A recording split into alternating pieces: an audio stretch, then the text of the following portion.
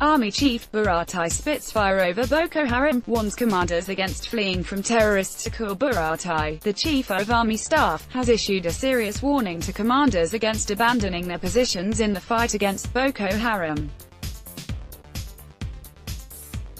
The Chief of Army Staff, Buratai, has circulated a set of operational guidelines warning Nigerian army commanders of grave consequences should they abandon their positions in the face of firepower from Boko Haram and sergeants.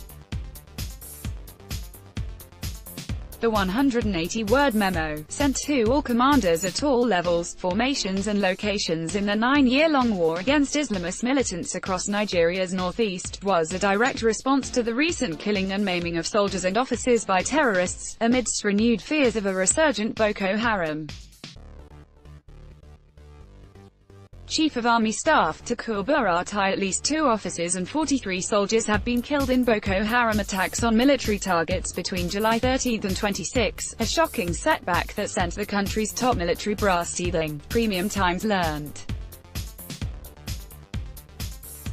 Recent occurrences in Operation Lafia Dole, where units abandon their positions cowardly in the face of action from Boko Haram terrorists without reasonable resistance, is worrisome, Mr. Buratai said in the July 27 memo to all commanders, adding that it portrayed them as incompetent and cowardly. It also has the potentials to rubbish all the laudable gains made in the war against Boko Haram. Consequently, Mr. Buratai, a lieutenant general, said any commander who abandons his position in the face of enemy fire, leading to avoidable death of troops and loss of equipment, will be subjected to harsh punishments as enumerated in the Armed Forces Act. All should be reminded that the law recommended any officer or soldier found guilty of cowardly behavior shall on conviction by a court-martial be liable to suffer death or any less punishment provided by the Act, depending on the circumstances of the case. Multiple military sources authenticated the document to Premium Times, days after political activist Deji Adeyanju first disclosed its content to his followers on Twitter. A misplaced swagger. A spokesperson for the Nigerian army would not comment on the memo, but commanders and other soldiers on the field said they found it intimidating, distracting and disturbing. The troops, who spoke under strict anonymity to avoid being punished for unauthorized interaction with the media, said Mr. Buratai, completely failed to discuss the real triggers of the recent killings of soldiers and the general resistance of Boko Haram fighters. He's supposed to provide strategic intelligence to the troops, a commander said, but had severally informed them and the world that BH is completely defeated. The commander, who noted that Mr. Buratai would likely start with officers found wanting in the recent attacks on a military base in Yobe and another in Jacana, Borno State, said the troops lacked adequate supplies. Between July 21 and 26, 17 soldiers were killed and 18 wounded in multiple Boko Haram attacks. All the armored vehicles and T-72 tanks brought by former President Goodluck Jonathan, which this gov refused to sustain, have broken down and in a state of disrepair, the officer said. The officer said reinforcements for detachments under attacks are often late, when they come at all.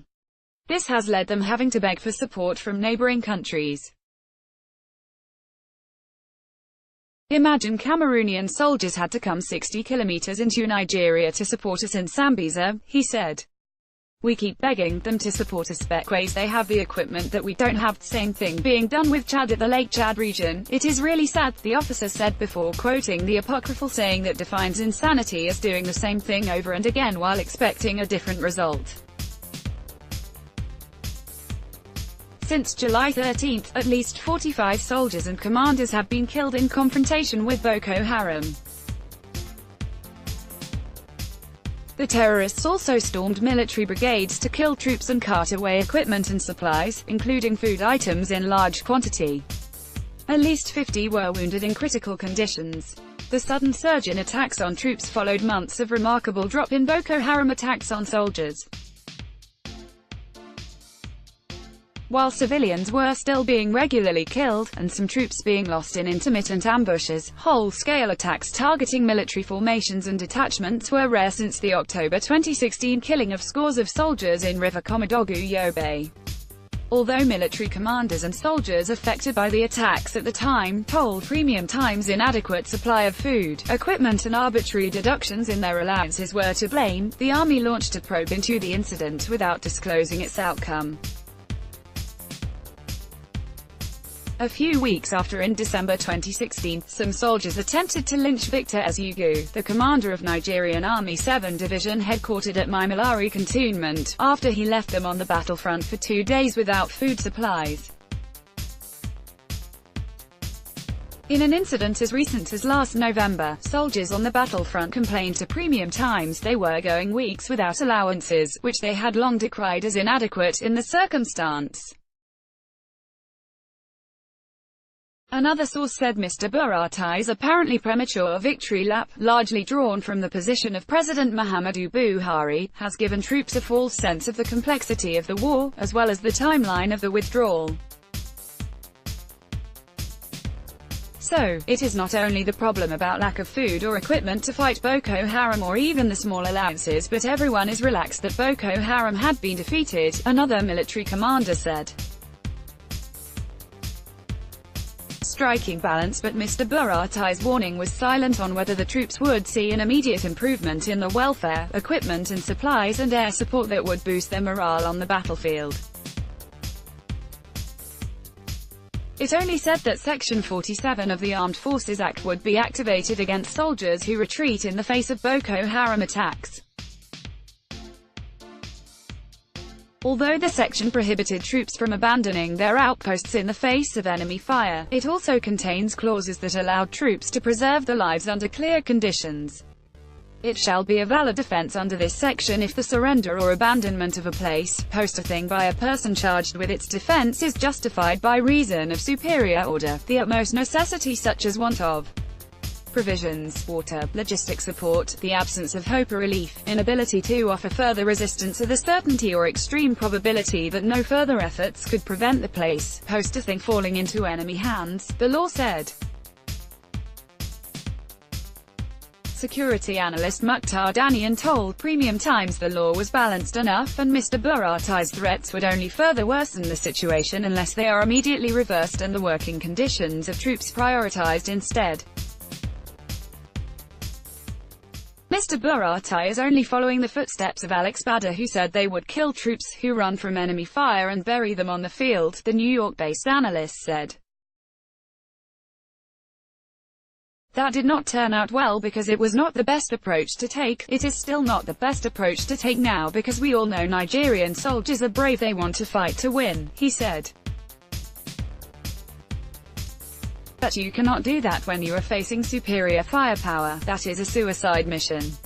The expert said Nigerian soldiers are not contracted to die on the battlefronts but to help defend the territorial integrity of their fatherland from internal and external aggression.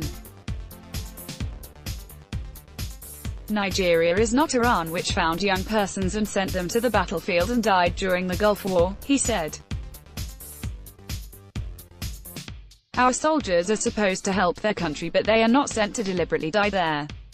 They are not getting the support they need to boost their morale and be successful. We can only hope that Mr. Buratai would relax on his anger on his men because it is not going to make them fight hard, but would only demoralize them further, Mr. Danian said. Experts also drew a connection between the harsh conditions troops face in the Boko Haram war and the growing rate of suicide amongst those deployed in the northeast. Last November, a captain on active deployment was gunned down by a sergeant. In June, another captain committed suicide after undergoing initial examination for mental health symptoms. The military said the incidences would be investigated, but it was unclear whether anything was done to forestall a repeat. Political and security analyst Chris Guodo told Premium Times Mr. Buratai should be interrogating the apparent and remote causes of the renewed Boko Haram exploits that suggested the insurgents have regrouped after months of relative success by the military. The narrative was that the war was being gradually won, Mr. Guodo said.